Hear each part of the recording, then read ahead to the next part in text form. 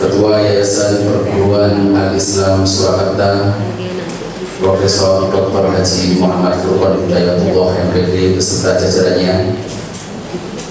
Yang terhormat Ibu Dr. Dian Fajarwati selaku narasumber. Pembelajaran para jemaah baru pada pagi hari ini berjalan dengan lancar tanpa ada halangan suatu apapun. Amin amin ya rabbal alamin. Meniti acara yang kedua, pembacaan ayat suci Al-Quran yang akan dibawakan oleh beliau Bapak Imam Khairuddin MPD. Kepadanya waktu dan tempat dipersilakan.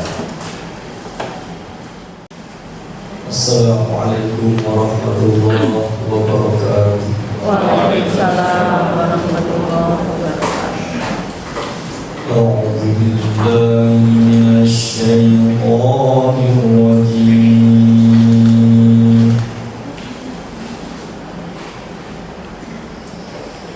Bismillahirrahmanirrahim.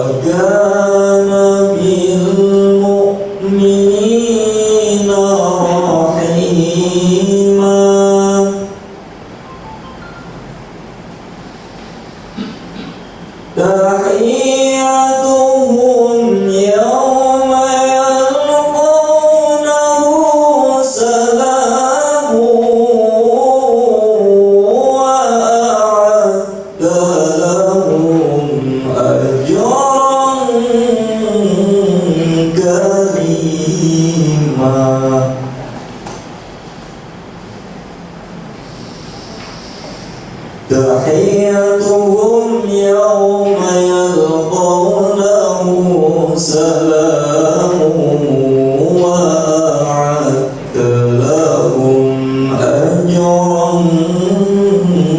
كريما صدق الله العظيم.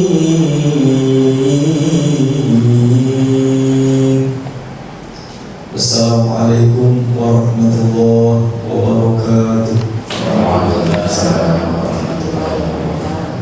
Demikian tadi pembacaan ayat suci Al-Quran yang dibawakan oleh Bapak Imam Khairuddin MPD. Meniti acara yang ketiga yaitu menyanyikan lagu Indonesia Raya yang akan dibawakan oleh Ibu Dara Seta SPSI. Kepada Ibu Dara Seta SPSI waktu dan tempat dipersilakan.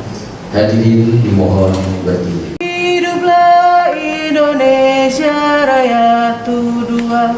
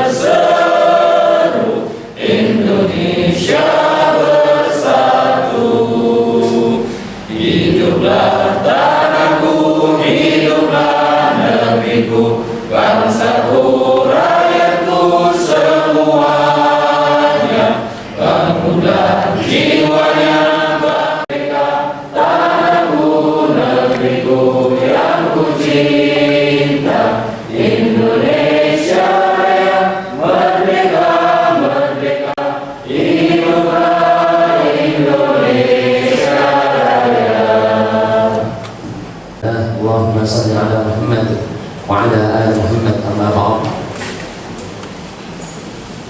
Bapak Ibu yang dirahmati Allah, wabil khusus Ibu Dian Fajarwati yang alhamdulillah pagi hari ini membersamai kita dalam rangka memberikan ilmunya kepada kita semuanya. Pada beliau kami persilahkan. Warahmatullahi wabarakatuh. Puji syukur kepada Allah Subhanahu wa taala yang telah memberikan kesempatan bagi kita pada hari ini kita dapat bertemu bersilaturahmi untuk belajar bersama. Bahasa saya itu kita di sini belajar bersama. Ya, kalau saya berdiri di depan karena mungkin kebetulan saya tahu lebih dulu, gitu ya. Nah, setelah ini kita sama. Setelah selesai kita belajar bersama-sama ini, berarti posisi kita sama, sudah sama-sama tahu. Bapak Ibu, karena dari yayasan sudah tahu sama tahu ya, kita dengarkan dulu barangkali untuk tausiahnya, motivasinya dari yayasan ya. Nanti dengan saya kita sambung lagi. Nah, waktu kami berikan kepada pengurus yayasan. Assalamualaikum warahmatullahi wabarakatuh. Alhamdulillah, alhamdulillah, la haula wa la quwwata illa billah. Asyhadu an la ilaha illallah wa asyhadu anna Muhammadan rasulullah. Allahumma shalli ala Muhammad wa ala alihi wasallam. Matur kemudian atas kesempatannya untuk hadir di Al-Islam ini. Mudah-mudahan nanti justru menjadikan dorongan bagi para guru untuk senantiasa mengamati belajar menjadi mulai learner, menjadi pembelajar sepanjang hari. Kalau bisa bilang alhamdulillah nanti akan punya budaya belajar yang tinggi yang akan berimbas pada murid-murid kita. Terima kasih. Assalamualaikum warahmatullahi wabarakatuh. Nah, saya salah satu ide suara dan sebagai koordinator atau ketua pojok untuk program sekolah penggerak. di LPPKSPS. Selain itu, saya juga asesor untuk calon guru penggerak dan calon kepala sekolah penggerak. Ada program sekolah penggerak, ya kan, yang mau jadi GP, mau jadi sekolah penggerak itu harus diseleksi terlebih dahulu ya. Sebelumnya saya pengen tanya dulu dari banyak Bapak Ibu guru, staf ustazah, Miss atau Mister ini yang sudah jadi guru penggerak ada atau belum? Coba bisa ditunjukkan dengan tangan. Ada apa sih di sekolah penggerak? Ya, kurikulumnya seperti apa? Bedanya apa dengan kurikulum yang sedang Bapak Ibu laksanakan saat ini? Begitu ya Bapak Ibu ya. Dan kita lihat bersama apa dan mengapa sekolah penggerak Bapak Ibu. Nah, supaya saya tahu pikiran Bapak Ibu saat ini tentang persepsi dari sekolah penggerak seperti apa, mari kita sama-sama masuk ke www.menti.com dengan kode yang tertera di depan ini 35260342. Yuk masuk. Dan masuk 3 responden menyampaikan tentang sekolah penggerak, semangat, mandiri, inovasi, keunggulan, gerak. Wah, ya ini memang harus bergerak. Ada yes, ada lebih aktif, teladan, berakhlak ya. Kemudian fasilitator, oke, fasilitator.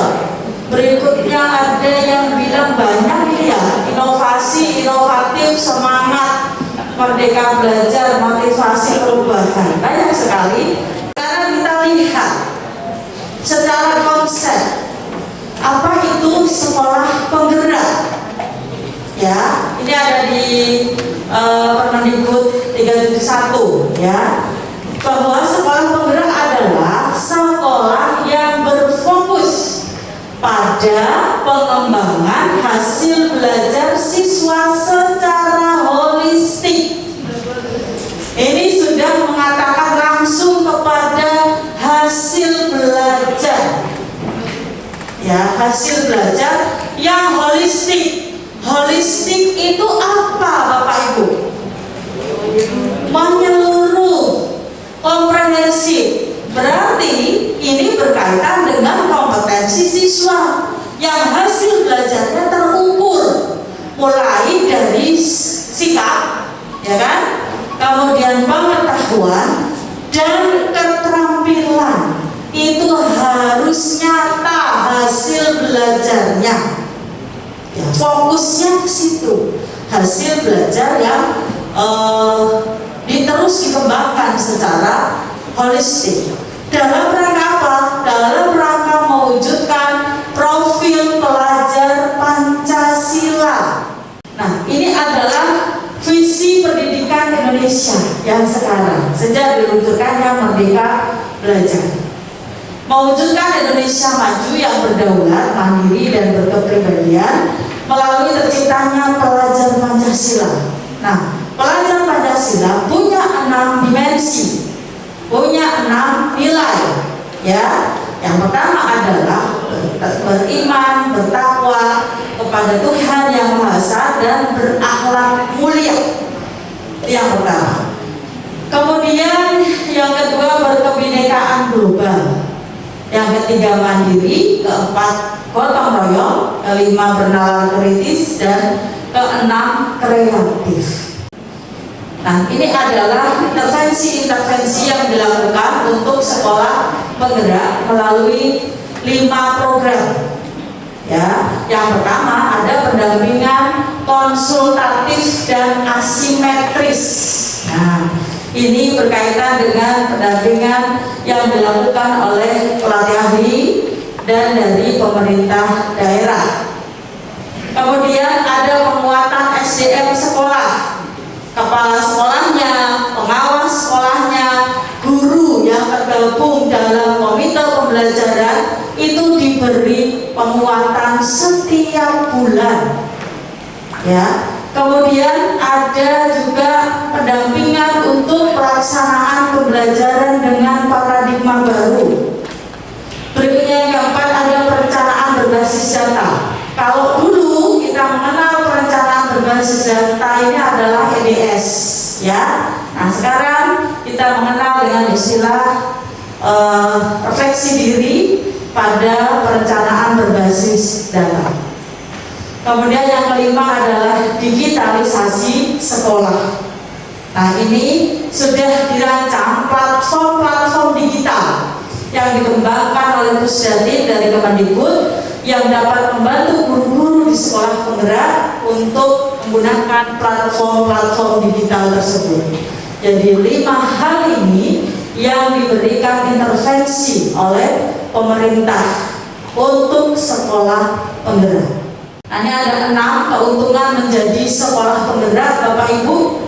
Yang pertama adalah peningkatan mutu hasil belajar dalam kurun waktu 3 tahun, peningkatan kompetensi kepala sekolah dan gurunya, percepatan digitalisasi sekolah dengan platform-platform digital, kemudian kesempatan untuk menjadi katalis perubahan bagi sekolah lain. Nah, ini sekilas tentang apa dan mengapa sekolah penggerak. Sebelum ke sini, apakah ada yang mau ditanyakan Bapak Ibu? Nama saya Guru Olahraga Bu dari SMP. Terkait guru penggerak ini, nama Setio Setri Remaja. Terkait guru penggerak ini berarti kuncinya di kepala sekolah ya? Guru penggerak atau sekolah penggerak? Sekolah penggerak. Ya. Jadi ketika kepala sekolah, contohnya seperti ketika sekolah itu ditunjuk jadi guru sekolah penggerak, itu ketika kepala sekolah dites beberapa kali seumpama tidak lolos atau lolos, itu berarti guru yang lain bisa ikut atau tidak. Terima kasih. Oke, baik. Bapak Ibu semuanya, kalau kepala sekolahnya lolos seleksi program sekolah penggerak, otomatis sekolahnya ditetapkan sebagai sekolah penggerak. Dan gurunya nanti secara bertahap, kalau SMP berarti kelas 7 dulu, ya. Guru mapel kelas 7 akan dilatih dalam pelatihan komite pembelajaran di tahun pertama. Otomatis apapun Pak, guru mapel apapun di kelas 7, karena dia akan mengimplementasikan kurikulum di sekolah penggerak. Jadi gurunya untuk dilatih, kepala sekolahnya juga dilatih, pengawasnya juga dilatih. Nah, tahun kedua nanti baru guru kelas 8. Ya, jadi DKP juga komite pembelajaran. Tahun ketiga guru kelas 9. Jadi secara bertahap. Itu ya Pak ya. Oke. Assalamualaikum warahmatullahi wabarakatuh. Waalaikumsalam. Saya Ratnawati Kiding dari SMP Islam 1 Surakarta. Menyambung tadi teman saya Pak Setio Setri. Tadi Ibu menyatakan bahwa soal masalah waktu saja. Nah, adakah tentang waktu untuk sekolah penggerak ini nanti pada akhirnya semua akan menjadi sekolah penggerak. Jadi siap tidak siap, kepala sekolah dan seluruh stakeholder itu harus siap. Seperti itu ya. Sudah cukup pertanyaannya? Iya, terima kasih, tepuk tangan dulu dong, pertanyaannya bagus sekali ya.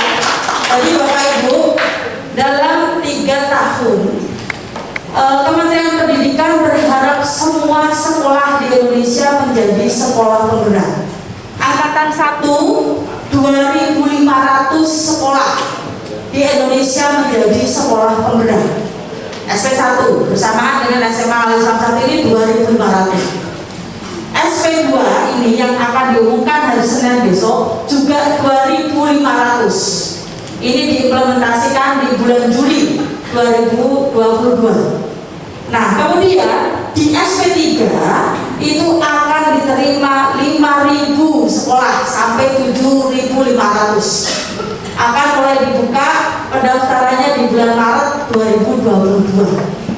Itu dilaksanakan di tahun 2023. Nah, bagaimana yang tidak terjadi dari 5.000 plus 7.500, berarti 12.500 sekolah di Indonesia maka akan ada implementasi kurikulum prototipe. Mungkin Bapak Ibu sudah mendengar ya tentang prototipe.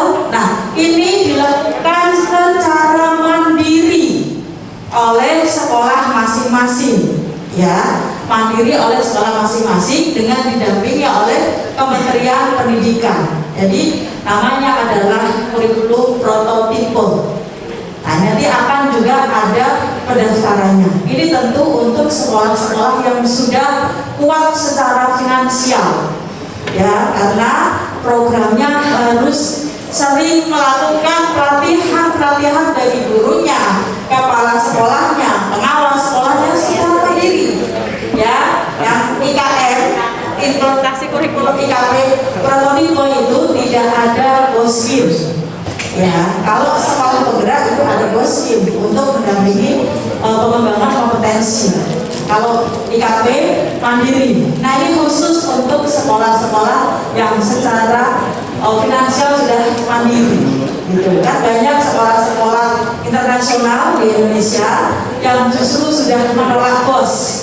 Nah, dia sudah mandiri secara finansial, maka dia tidak masuk dalam kategori sekolah penggerak nantinya. Gitu. Jadi untuk yang sekolah-sekolah sudah mandiri finansial, begitu Ibu rancangannya. Jadi hanya masalah waktu. Maka kalau dibuka dan ada kuota untuk kabupaten tersebut, segera mendaftar saja. Pelajari teknik-tekniknya untuk bisa lolos sebagai kepala sekolah penggerak. Cara ngisi esai itu nggak sederhana, ya kan? Sinyal harus kuat dan tidak lama, berapa menit yang sudah diketik kok vakum akan hilang lagi, ngetik lagi. Saya tanya ibu kepala sekolah dan bapak. Jadi harus konsen, meluangkan waktu betul-betul untuk bisa ngisi esai itu secara sempurna. Ya, jangan vakum. Kalau vakum bilang lagi apa ya? Ngetik lagi kan gitu. Jadi pelajari bagaimana cara menaklukkan esai dulu. Nah, kalau simulasi mengajar di praktik udah biasa. Kita sama guru kan, ulang biasa. Pernah ulangi 10 menit, ya kan? Di praktiknya hanya 10 menit, Bapak Ibu. Kalau saya seleksi 10 menit harus komprehensif, terlihat. Nah, kalau wawancara itu 1 jam. Ini terkait dengan kompetensi. Jadi saran saya kalau nanti di SP3 ada kuota di kabupaten kota Bapak Ibu berkedudukan di sekolahnya, langsung daftar saja. Gitu ya. Karena semua masalah waktu. Gitu. Ya. Cukup Bapak Ibu ya. Ada yang lain? Yang guru penggerak juga harus segera, karena guru penggerak itu mendapatkan pelatihan pembelajaran paradigma baru lebih komprehensif. Pelatihannya selama 6 sampai 9 bulan. Ya, yang angkatan 1 sampai angkatan 4 itu 9 bulan. Angkatan 5 ke atas itu sudah menjadi 6 bulan. Ya, kalau 9 bulan itu panjang, kayak orang hamil saja kan Bapak Ibu ya. Nah, itu benar-benar panjang. Daring pelatihannya.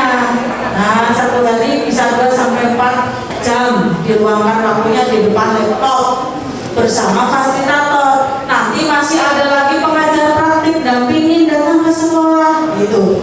Jadi ini luar biasa kesempatannya Bapak Ibu ya. Jadi yang masih muda-muda sudah 5 tahun mengajar dan usianya belum 50 tahun itu berhak mendaftar sebagai calon guru penggerak. Saat melakukan perjalanan, nah kemudian peserta didik disuruh untuk menghitung kecepatan yang ditempuh saat perjalanan. Gitu. Nah hasil akhirnya adalah di mana nanti peserta bisa menyimpulkan di mana untuk pengaruh kecepatan jarak dan waktu yang ditempuh saat perjalanan. Terima kasih. Ya, tepuk tangan dulu Bapak Ibu.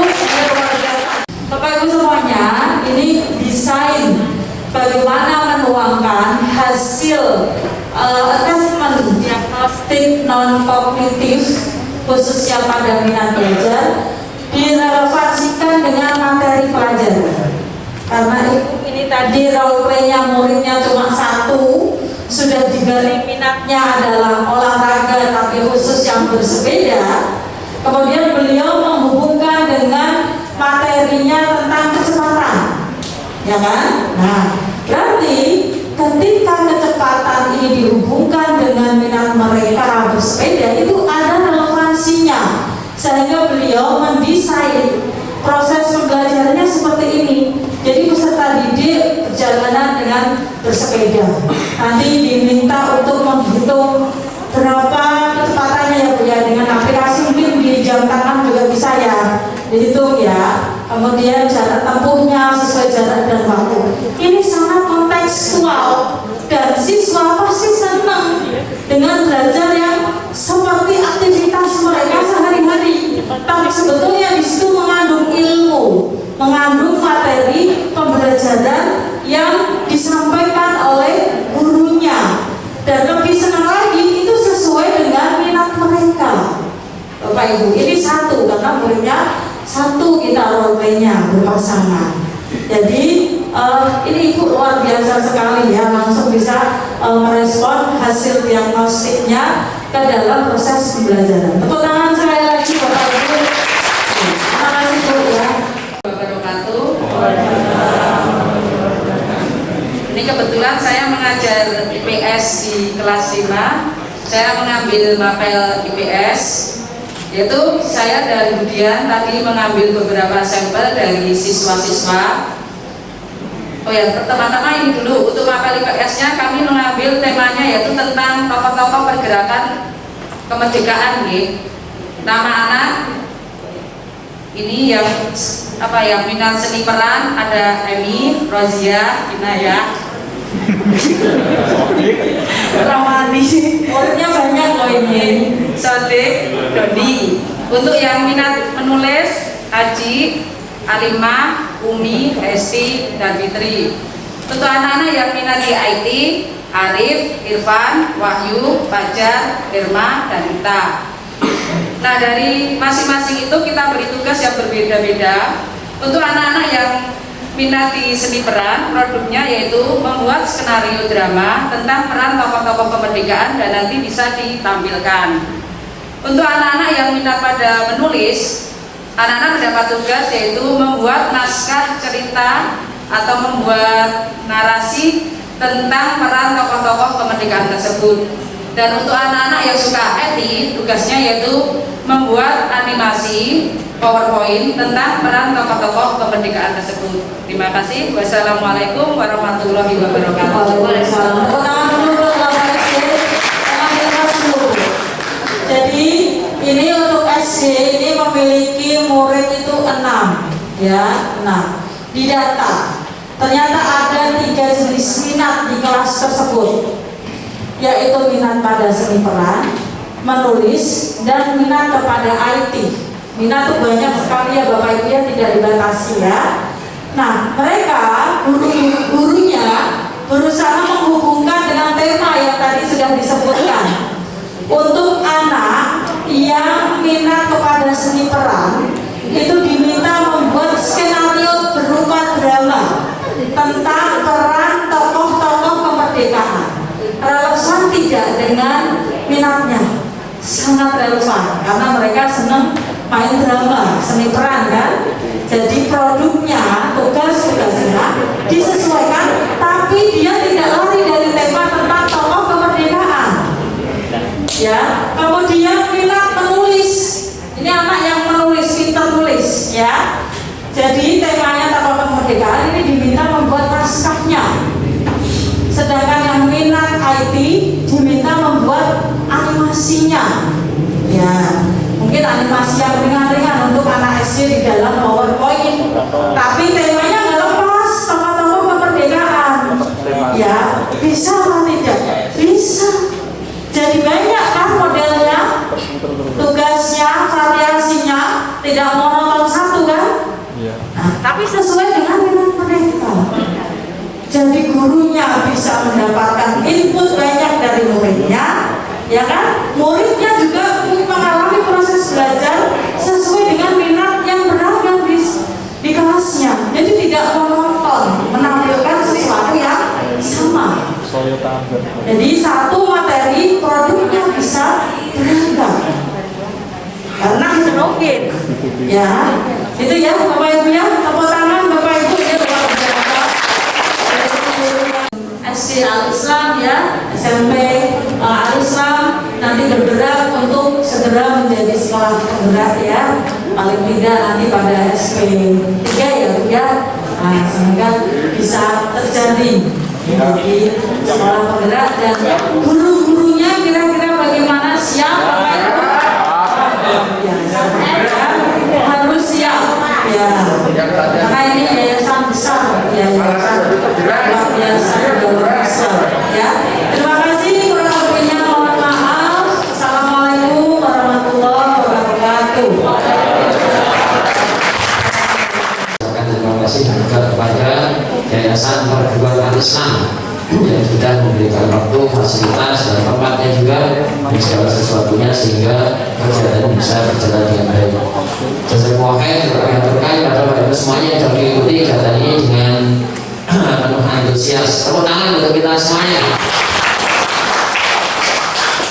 Sekian dari kami, barangkali ada tutur-kata kami yang kurang berkenan, kami mohon maaf yang sebesar-besarnya. Rabbana taqabbal minna innaka antas samiul alim wa tub 'alaina innaka antat tawwabur rahim. Wa qul qawlan astaghfirullah li wa lakum walhamdulillahi rabbil alamin. Wassalamualaikum warahmatullahi wabarakatuh.